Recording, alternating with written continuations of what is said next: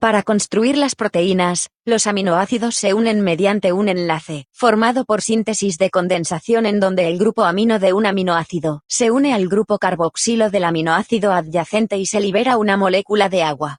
Esta unión entre los dos aminoácidos adyacentes de una proteína se llama enlace peptídico y la cadena de aminoácidos que de esta manera se forma se denomina polipéptido. Por tanto, cualquier polipéptido, con independencia de los aminoácidos que lo constituyen, tiene en un extremo un grupo amino y en el otro un grupo carboxilo. Como acabamos de señalar, existen 20 tipos diferentes de aminoácidos con los que se van a construir los cientos de miles de proteínas diferentes que existen en los seres vivos. Son estos mismos 20 aminoácidos los que van a construir tanto las proteínas que existen en las bacterias como las que se encuentran en nuestro organismo. ¿Cómo se seleccionó este pequeño grupo de aminoácidos? Es uno de los misterios que existe sobre la evolución de la vida, ya que no se encuentran razones químicas concluyentes que justifiquen esta selección. Las moléculas de proteínas son normalmente grandes y contienen varios centenares de aminoácidos. Las combinaciones que se pueden establecer entre los aminoácidos es tan variada que el número de proteínas posibles puede ser infinito, tan elevado como el número de frases que se pueden construir con las 28 letras de nuestro alfabeto. Los muchos miles de proteínas diferentes que se conocen tienen cada una su particular secuencia de aminoácidos. La secuencia de aminoácidos va a determinar la forma de una proteína. Muchos de los enlaces que se forman en la cadena de aminoácidos permiten que los átomos que ellos unen puedan girar libremente, lo que hace posible que el esqueleto del polipéptido pueda en principio doblarse en una enorme variedad de formas. Sin embargo, en condiciones normales, la mayoría de las cadenas polipeptídicas se pliegan adoptando una sola conformación particular. Esta conformación se mantiene mediante enlaces no covalentes débiles. Entre los enlaces débiles que se forman están puentes de hidrógeno y enlaces iónicos. Los puentes de hidrógeno desempeñan un papel fundamental para mantener unidas diferentes regiones de la cadena polipeptídica de una proteína plegada y, por tanto, para que se establezca su estructura tridimensional. Característica. Uno de los factores más importantes que va a condicionar el plegamiento de una proteína es la distribución de cadenas laterales polares y no polares. Las cadenas laterales de los aminoácidos polares tienden a situarse en el exterior de la proteína, donde pueden interaccionar con el entorno acuoso y con otras moléculas polares.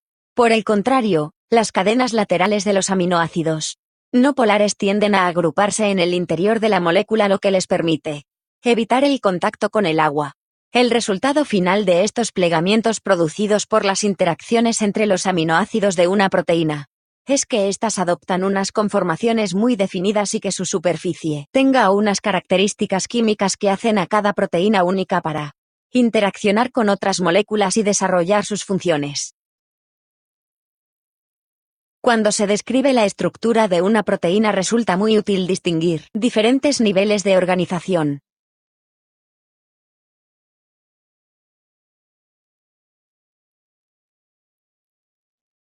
La secuencia de aminoácidos constituye la estructura primaria de la proteína.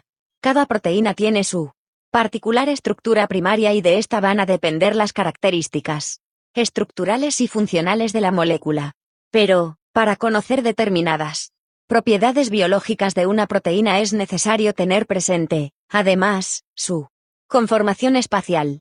Las interacciones que establecen los enlaces de hidrógeno entre fragmentos próximos de la cadena polipeptídica hace, como acabamos de explicar, que ésta se repliegue dando lugar a lo que se conoce como estructura secundaria. Entre los tipos más comunes de ordenación secundaria está la estructura denominada hélice, en la que el esqueleto polipeptídico se enrolla alrededor de un cilindro imaginario del que sobresalen los grupos R, manteniéndose esta forma helicoidal por los puentes de hidrógeno que forman los grupos C igual o con el grupo HN del tercer o cuarto aminoácido consecutivo. Cada vuelta sucesiva de la hélice se mantiene unida a las vueltas adyacentes por varios enlaces de hidrógeno que sumados proporcionan a la estructura una estabilidad considerable. No obstante, las proteínas de este tipo son elásticas debido a que los puentes de hidrógeno pueden romperse y volver a formarse. Otro tipo de estructura, denominada conformación, se produce Cuando cadenas polipeptídicas situadas en paralelo establecen enlaces de hidrógeno. En esta conformación, que es muy común en las proteínas, el esqueleto de la cadena polipeptídica se encuentra extendido en zigzag. Los grupos R de los aminoácidos adyacentes sobresalen de la estructura en zigzag, en direcciones opuestas, dando lugar a la alternancia que puede observarse en una vista lateral. A este tipo de estructura también se le denomina lámina plegada. Las proteínas pueden ser clasificadas en dos grupos principales: proteínas fibrosas y proteínas globulares. En las proteínas fibrosas, que suelen estar formadas por un único tipo de estructura secundaria, las cadenas polipeptídicas se ordenan formando largos filamentos. Tienen importantes funciones estructurales en la anatomía de los vertebrados, proporcionándoles soporte, forma y protección frente al exterior. Entre ellas se encuentra la queratina, una proteína fibrosa que es el componente principal de uñas, escamas y plumas. Por su estructura simple y repetitiva, las proteínas fibrosas han tenido un papel esencial para obtener los conocimientos que actualmente se tienen sobre la estructura de las proteínas. Las proteínas globulares son más complejas estructuralmente, ya que a menudo contienen varios tipos de estructura secundaria en la misma cadena polipeptídica. En ellas, la estructura secundaria se repliega sobre sí misma, dando lugar a una complicada estructura terciaria. La estructura terciaria hace referencia a la disposición tridimensional de todos los átomos de una proteína, y es resultado de la interacción que se establecen entre los grupos R de los diferentes aminoácidos de la cadena polipeptídica.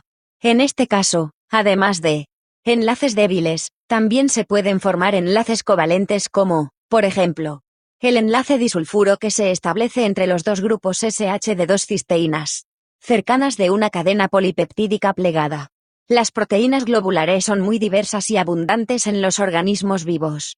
Se incluyen en este grupo la mayor parte de las enzimas, algunas hormonas, los anticuerpos y los receptores de superficie de la membrana celular que van a interactuar con numerosas moléculas